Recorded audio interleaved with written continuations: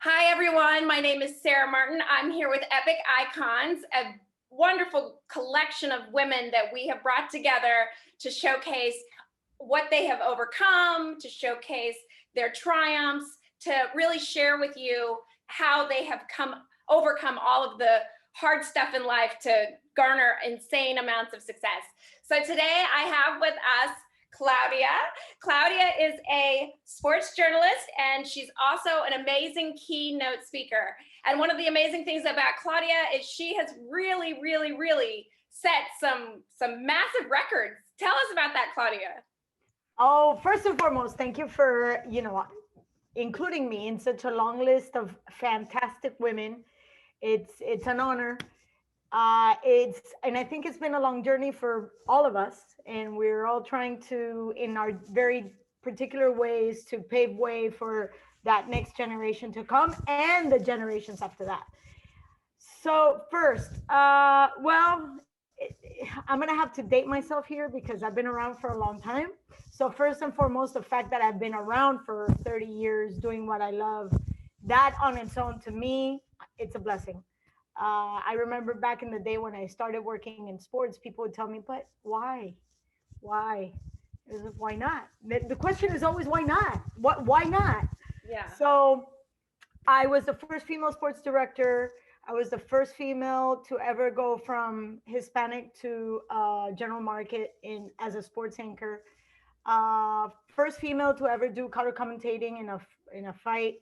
First female to do color commentating. First Hispanic female to do in the WNBA and then the NBA. And I was the first female to do boxing Olympic level, and the list continues. I will be the first female to do color commentating in an all-women's pay-per-view, and that has not happened in 21 years since Layla Ali did it. We haven't had an all-women's pay-per-view since then.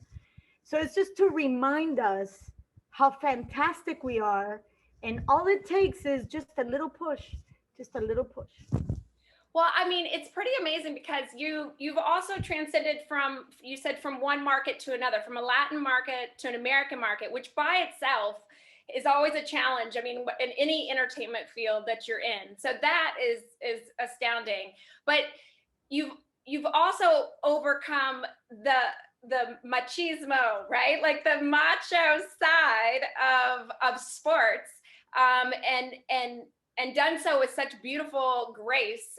And I just want to tell you that I really appreciate that and think that that's one of your best attributes. I also wanted to ask you, you must have been so elated. I mean, I know you haven't done football, right? Football's not been your thing, but you must have been so elated to see see the first woman ever to referee the Super Bowl. Yes, I was elated to see that. And, I don't commentate football, but I'm a diehard Raiders fan. So you can imagine I've had the highs and lows, a lot of lows more than highs, but that's okay. I haven't commentated in baseball either, but that has given me a whole lot of joy as well. But not only the first female referee in the Super Bowl, and I'm going to explain to you why that's huge. The NFL is perhaps the one event, or the Super Bowl for the NFL is the one event that happens in one day with the widest distribution in history, period. And this was the time when Tom Brady, 47 years old, we're not going to say even though we know, way past what we would call his prime, literally facing the future of the NFL, and we have a female referee. And I had a chance to see that in the NBA. I've had a chance to see an assistant coach as a female in the NBA. So yes, I'm sharing this with you, and I might get goosebumps. I was just gonna. Yes, because We are in the midst of a wave of why not? Yeah. I came in this industry. I remember, I was just sharing with you, but why? I'm only 5'3" on a good day, maybe about 20, soaking wet. People would say, but you're so tiny. What are you doing? Yeah, it doesn't matter. It doesn't matter. Why not?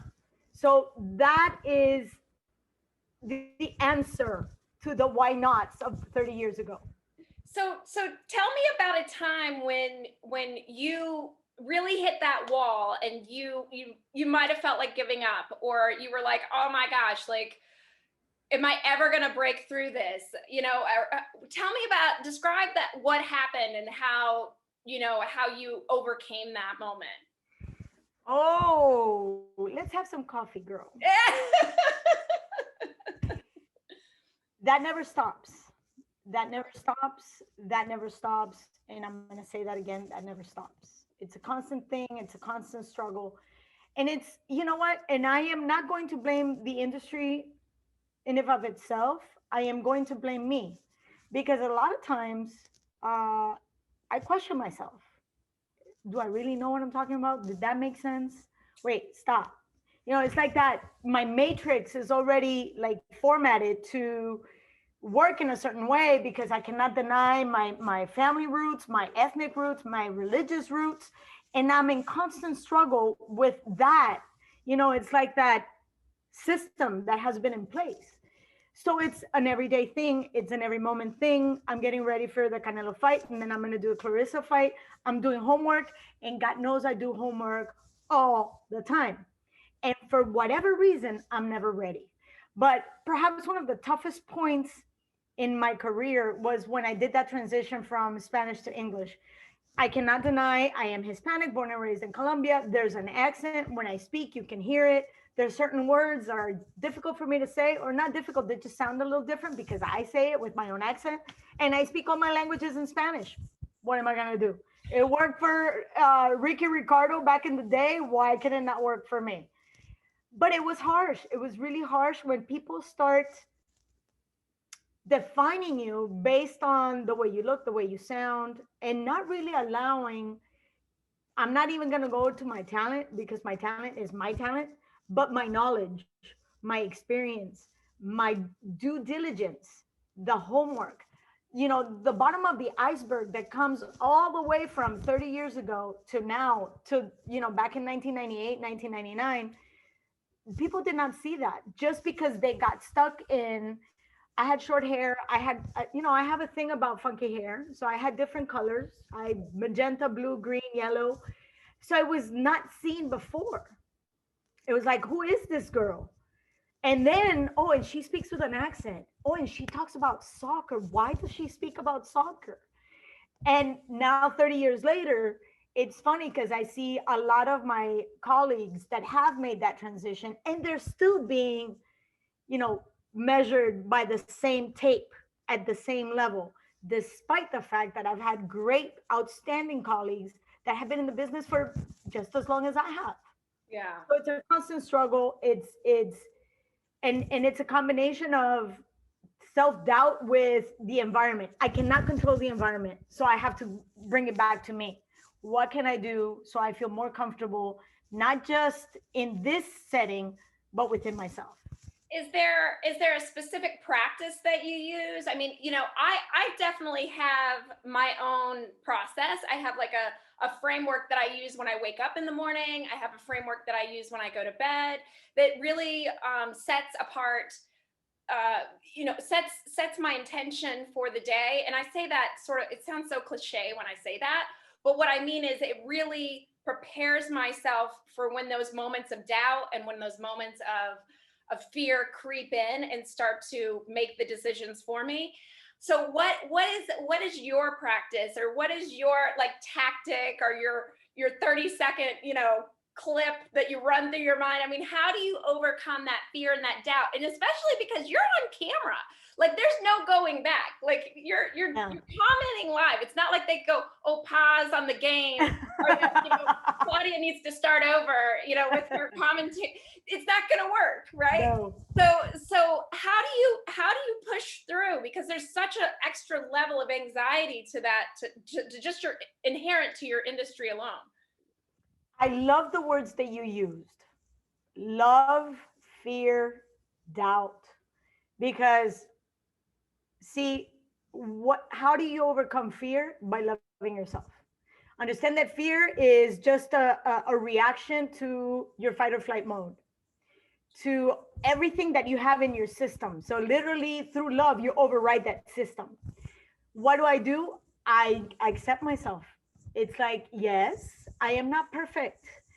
And yes, perhaps I thought that, whoever was going to be some ever, and, it didn't work out well. That was my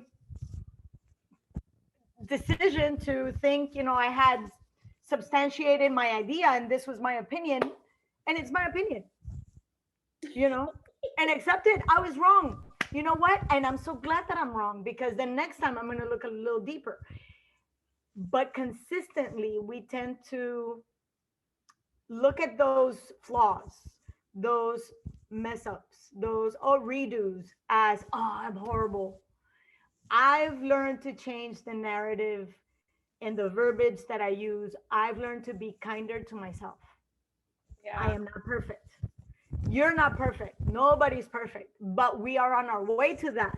How do we get to be better? But not just beating ourselves like a dead horse. That doesn't make sense. We're not gonna get better by just being so hard on ourselves. You just have to accept, hey, yeah, I messed up. You look at it. How did I mess up? Let's do it better. I've had horrible days at the office. Moments that you're cringeworthy, that you're about to just say, did I just say that? Oh my God, I just said that. Why did I say that? And you start rewinding the tape. But like you said, there is no turning back. And the one thing that we need to recognize is the hardest critic is yourself. Because I found that people sitting in my industry, my line of work, people sitting in their living room, they'll go, oh yeah, she messed up. But they relate.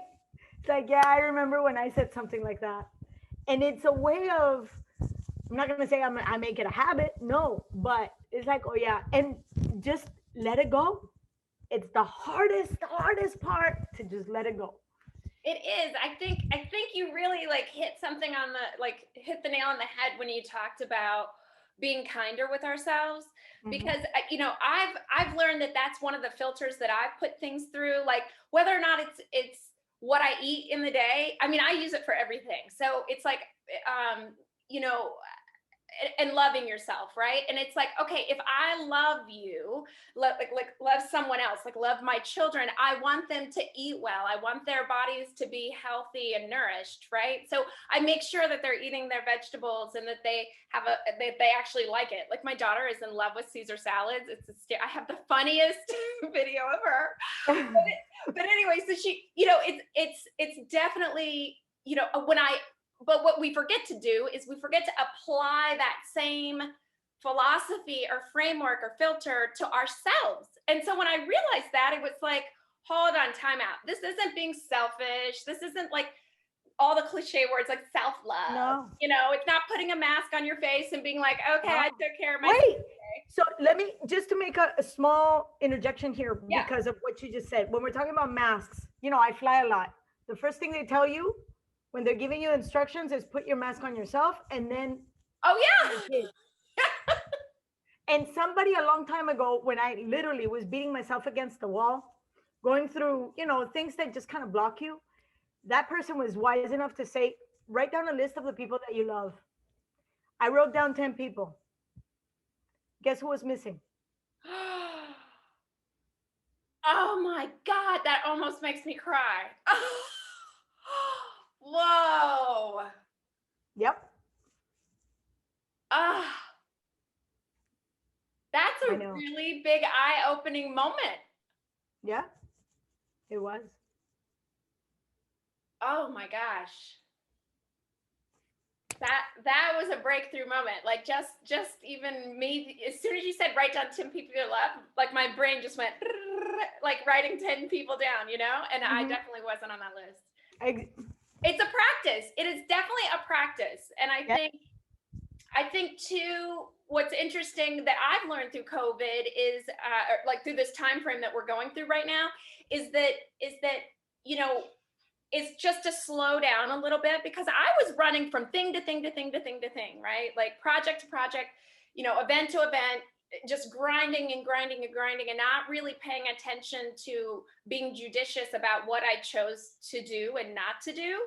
And so I think now that the world was forced to slow down, it's allowed me to pick and choose which things and be a little bit more intentional. And I don't know about you, but like that really helped me be a lot more kinder to myself, because I was putting myself in terrible positions, and Mhm. where I wasn't being true to myself because I was just going reactionary, And I find that interesting, because your industry though is somewhat reactionary. I mean, because you're constantly commentating, but then your mindset sort of has to switch as soon as the camera's off, right? To go into more of the being judicious about things. That must be sort of difficult.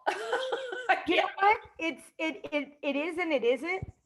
Because I understand what you're trying to say, but in time, and it took a lot of time, I brought those two people together. Okay.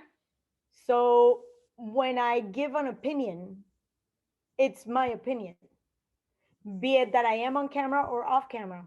It's my opinion. Oh, okay. My thought process as I'm commentating is my thought process. I do not, and it took time. It took a lot of time and a lot of practice. It's me, always. This is the person that you will see on camera. There is no other Claudia. There is no diva. There is no, I am Claudia Trejos, born and raised in Cali, Colombia. I am a God fearing woman. I am first and foremost loving myself. And I am elated by, raising my teenage daughter that sometimes I feel like just slapping her upside the head, but it goes along with being a teenager. And I would have had a hard time with any of those concepts maybe 15 years ago. Yeah. Being open and mindful of me, of who I am, of because society does not teach us that. Society teaches to conform and adjust and fit in. And in that process of, staying home, you had to be with yourself and your thoughts. I had to find myself, you know, from traveling, out of 300 days out of 365, all of Wow. a sudden I'm sitting in my living room wondering, am I going to do? Like, really? So it allowed me, like you, to just say, be an observant of my thoughts and understand that, wait, hold on a second. Where did that thought come from? That doesn't define me because it doesn't. It's just my thought. It's in the moment, it's right now. So I know that everything that I've gone through, all the little nuances of my life, have brought me to this place. So if I was to tell you that it only happened in COVID, I would be lying to you. Yeah. Just COVID accentuated everything, and I found myself with my thoughts. That's awesome. That's awesome. And so you mentioned you have a teenage daughter. Yes. That's amazing. I have one as well. This Oh is Lord. this is my last year with her. She goes off to college in 2022, so I'm a little nervous about that. But You should be. But you did a good job. I have faith you did a good job, and she took everything she needed to take from you, and now it's time to take from society. I definitely think she's really prepared. I've set some parameters for her, meaning like when she goes to college, I told her she's not allowed to go in the state of Florida, because I think it's important for her to conquer a new land. She needs to go off, discover, conquer a new land, and put down, I don't want to say roots, but she needs to not be able to drive back home within 30 minutes or 2 hours or 3 hours. And as much as that pains me, because of course I would love for her to stay, is it forces her to really jump out of the nest and really become the woman she's supposed to become, and not so reliant on us and dependent on us. And so that's sort of one of my rules. Do you have any rules for your daughter as you're inspiring her and she's going on off into the world and growing into this beautiful young woman? It's funny that you say that, because that same exact conversation I've had with my daughter. And it's taken her some time to wrap her head around it, because at the beginning it was like, oh my God, you just don't want me here. And I've been very consistent. It's not about that. But now that she's turning 16, she's finally understanding that, yes, obviously she wants to stay away because she thinks she knows everything. And I was like that too. I left my house at 16. So to add to that, my daughter's a ballerina, so she goes to a very particular school where they require a lot of her from a very young age. This is she's a sophomore, so they require for her to behave and take on the responsibility like college world. And she's sharing time with adults because she's ballerina and she works with people from Miami City Ballet, and then New World College, New World High School, and the conservatory. So sometimes I wonder if she's just missing out in some of her teenage nuances. But the one parameter that I do have on her is, do you do you. And of course she comes back and, well, what do you think? I said, well, I think this and this and this, but that's my thought and it's mine. Yeah. What do you think? And we can argue and have different opinions, but at the end she needs to know, and I make emphasis on that, that I might not always agree with you, but I respect your opinion. Now, there's certain areas where I'm going to put my foot down because I am the adult and because I do know better, like certain decisions, that as a mother we have to take. But I am going to share this with you as she's graduating from middle school and we were picking a high school. I wanted her to go to a regular high school, whatever. She sits with me and she says, she's 13 going on 14. And she says, Mom, I understand your concern. I understand you're worried about my academics, but I want to know if I have what it takes to become a ballerina. At this point in time, I have you backing me up. I have no bills and it's only 4 years. And if by 18, I do not like what I'm doing or I see that I am not successful at it, I still have the rest of my life to change my mind. That's when I sat down and I said, I did my job. Oh, that's amazing. Wow. It's so great to have those moments of triumph when you're raising your child, I know another thing that I was able to, or hopefully I struggle with it at times. And I'm sure, being in the sports industry, as they say that there's no crying in baseball, right? So I've always felt that I needed to be super strong for my daughter and daughters, and that that I needed to make sure that they felt their home was a strong foundation, so that they could then jump off and do things, and that everything was super stable. And so I sort of during the time of COVID, I got upset. I was upset like many people, and I started to cry, and I cried and cried, and it was like the whole day was just horrible. I'm like, oh my God, I can't get out of this funk I'm in right now. And I'm laying down on the bed and I'm crying, and my daughter comes in and she says to me, like, are you okay? And I'm like, yeah, I'm fine. And she's like, are you crying? And I'm like, you're not supposed to see me like this. Like, I'm supposed to be, strong for you. And she was so amazing. She's like, no, Mom, it's fine to cry, and we had this entire conversation around, being allowed to have emotions, and that, and she was leading the conversation. Like, she was coaching me.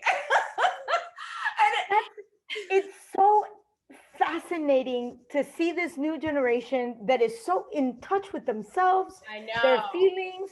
As I was growing up, in a typical Hispanic family, is you don't cry. Are you having a bad day? What do you mean you're having a bad day? You have a roof over your head, you have a plate of food, and it's warm and it's cooked. What's wrong with you? You have nothing to argue about or nothing to complain about. You have nothing to be sad about. Look at other people. They have it a lot worse than you. Oh yeah. But you know what I've learned too? That as I have seen not just, oh, okay, yeah, I had a bad day.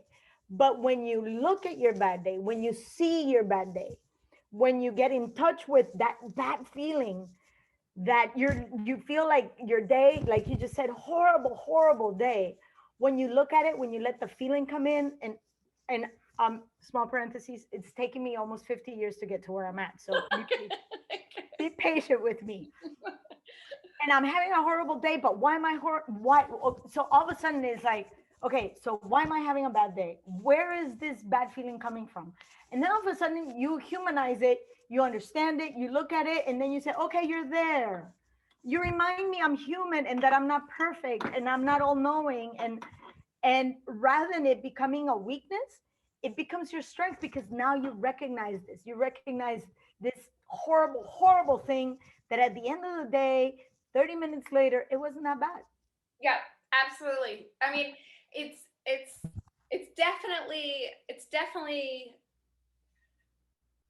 a challenge to know when to I mean, for me personally, it's a challenge to know when to allow yourself that ability to, like, fall apart, and then when to put your big girl panties on and step in the ring.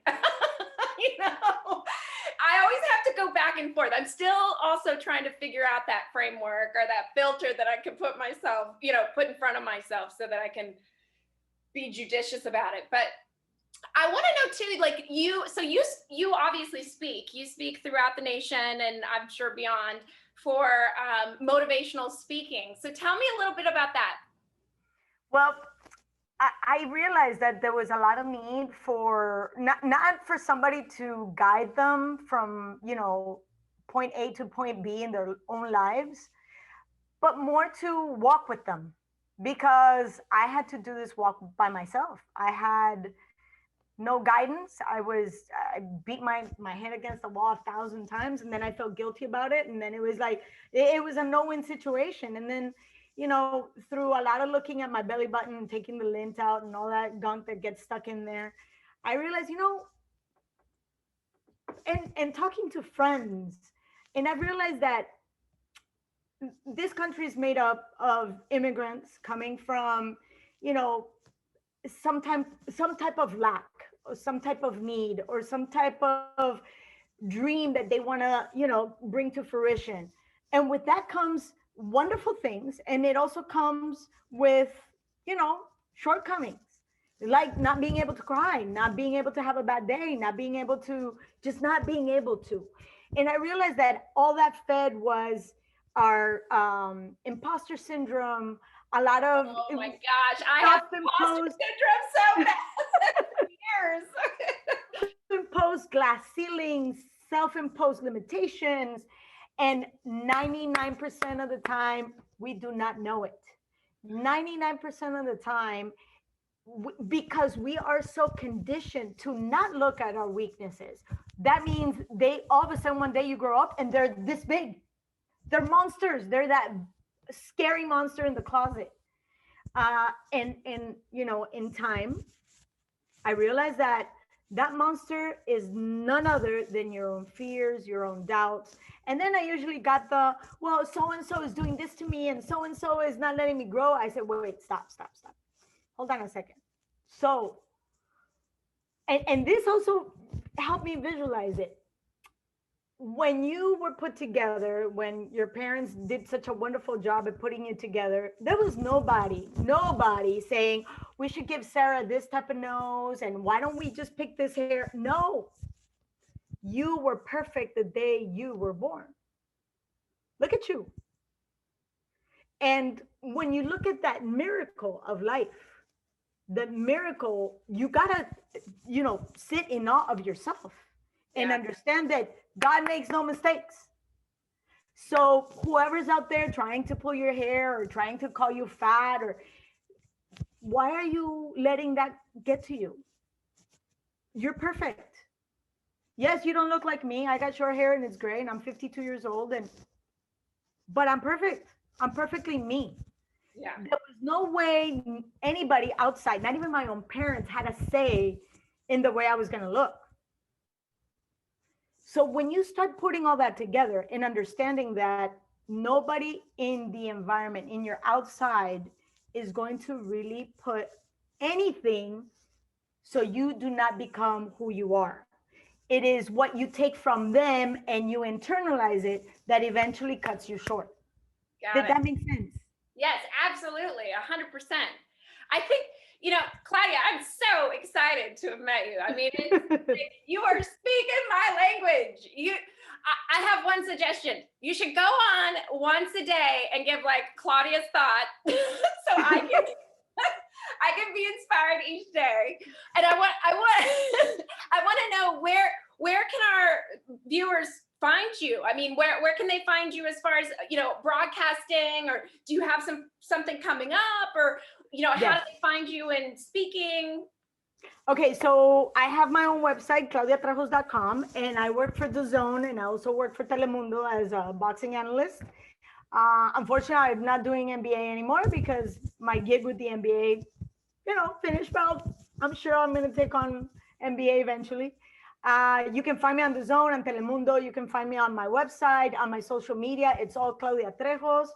And just book me. But you just gave me a great idea. See how brilliant you are. Because I'm always very active, and there's always a nugget that sometimes I take from other people, a lot of people. It's amazing the wisdom that we all have within us. And for some reason, we're willing to share that with everybody else. But for some reason, we don't implement that for ourselves. Like I said, remember that list? I was not in that list. That's amazing. I mean, that So, that alone, if you just, I mean, that alone is just such a spectacular, like, paradigm shifting thing. And I'm sure you could do that every single day. I can tell just from your energy and the certainness that comes from you is so, it feels good. It makes me feel more certain about what we're doing here, with Epic Icons, because this is, look at you. I need you to look at yourself. Look at what you're doing. You are highlighting people that if it weren't for you, people wouldn't look at them. And a lot of times is the normal day-to-day people that actually make big differences in everybody else's lives. So just to share with you, there was an usher. He still is with us. Well, he used to be at the arena in Oakland, Golden State, in the Oracle Arena. Nicest gentleman. And I covered the NBA Finals many years, and I went to Oakland like 4 straight times, 4 years. And one day I was having a hard time because it was my daughter's birthday. He's an usher. And he says, well, what are you going to do for your daughter's birthday? I said, I can't because I'm here. So we started talking. He goes, come here. He walked me into the Golden State Warriors locker room. He got a jersey and he had it signed by every single player. oh I can't do that because of my job description. I can't do that. But he said, don't you worry. I got this. This is for your daughter. oh man. When I came home, of course, feeling like crap because I missed her birthday, but I brought something that was dear to my heart that my daughter now keeps as obviously a historical. I mean, everybody was there at Golden State at the time. But we meet on a regular basis. And one time I got a chance to have some scotch with him because I do drink. And I said, what did you do that? And he said, you look so sad. I just wanted to see a smile. Oh my gosh. That's That's amazing. it. It is. And there's, when I love to read about history and different religious beliefs and how everything comes to fruition. And Isis being the goddess that keeps the gates of heaven, she asks two questions. This is according to Egyptian mythology. The first one is, were you happy? The second one is, did you make others happy while you were being happy? Oh gosh. So that man is going straight to heaven. Oh, that's amazing. Yes. Claudia, that's a great filter too. I know some people that should probably use that filter because they're being happy enough. I love it. Let's just put that in a big old post. Are you happy? Are you making others happy while you're being happy? If you don't, if you cannot say yes to both, turn around, see ya, come back. Exactly. Well, Claudia, thank you so much for joining us today. I really appreciate it. We'll have to have you on again sometime and share all the things that you're doing as you move forward, because we want to see you on TV telling exactly what's happening with sports going on in the world today. So Tune in. On Saturday, you'll see me in action, Canelo against Avni Yildirim, and I hope to see you there. awesome. We'll be there. Thank you so much, Claudia. Thank you. Bye.